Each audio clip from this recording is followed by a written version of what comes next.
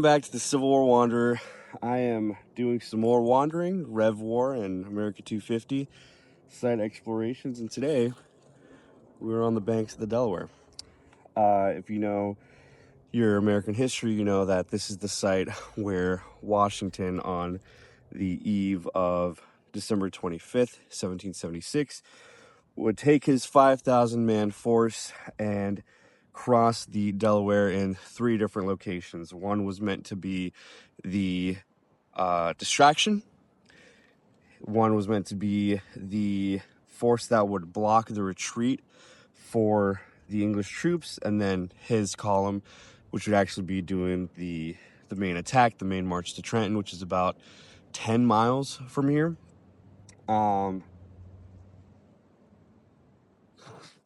So the night comes, it's around 11 o'clock, and Washington gets his guys loaded up, and it had been drizzling earlier in the evening, but at this point it's kind of become a winter torrential rain. I heard a video that described it as a hurricane in December. And so Washington at this point doesn't really have the option to not do this attack. And we're going to get into that at our next location.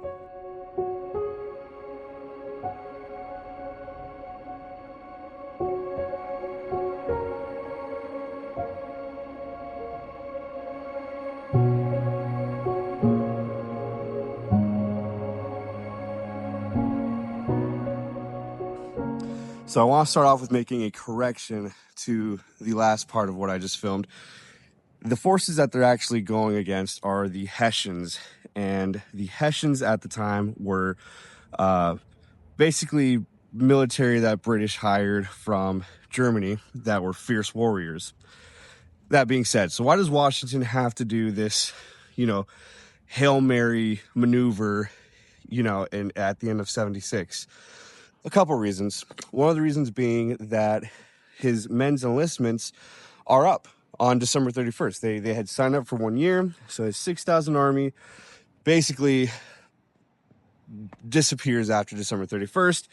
Guys are not going to want to stick around, after this slew of not winning, right? So Washington sees this opportunity as, okay, I'm going to get that tactical victory against the Hessians, but also a victory in morale for his troops, hoping that that's going to, keep the soldiers that he already has, and also draw in, new recruits.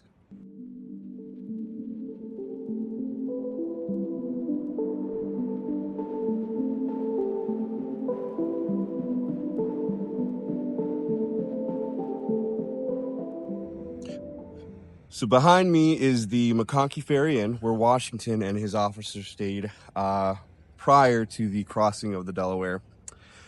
So that's pretty neat. I did want to take a moment to explain something that I had been under the wrong understanding of, and it pertains to the Hessians. Growing up, I was taught that the reason Washington was able to, take out these Hessians with 2,400 guys was because the Hessians were up all night, drinking. It's Christmas, they're partying, and they're drunk, right? Not entirely the case. The actual history is that between December 22nd and December 25th, they had been harassed almost at all times by local militias. There's a report from a Hessian officer saying that basically they had been, under arms and under guard for so long that they were exhausted, So the Hessians, seeing as the weather was incredibly not, good for a crossing, took that opportunity with the bad weather to kind of bring the garrison in and let them rest. So that's why Washington is able to get these guys across with, all the way to Trenton with little to no resistance until they actually start breaking out and fighting.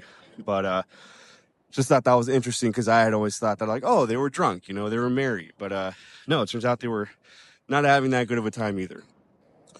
So as I had mentioned before, Washington's plan was to have different crossings for his army. He splits it up into three. It's supposed to be a three-pronged attack.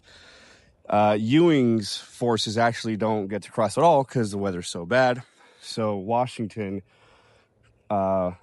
basically is like, hey, F it, we ball, you know? And because he's backed a little bit into a corner. He doesn't really have many options. So he has to go on with this attack. So he crosses the Delaware, 2,400 guys. Takes him from until 4 a.m.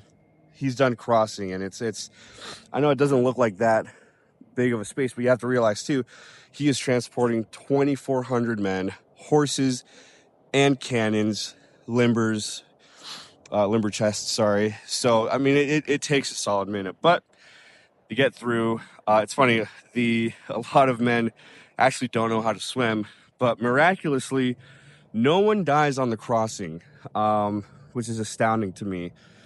And they don't lose any of the horses don't freak out, and he successfully crosses, and the rest is history. So maybe I'll get to Trenton and do a video there, but for now, thanks for watching.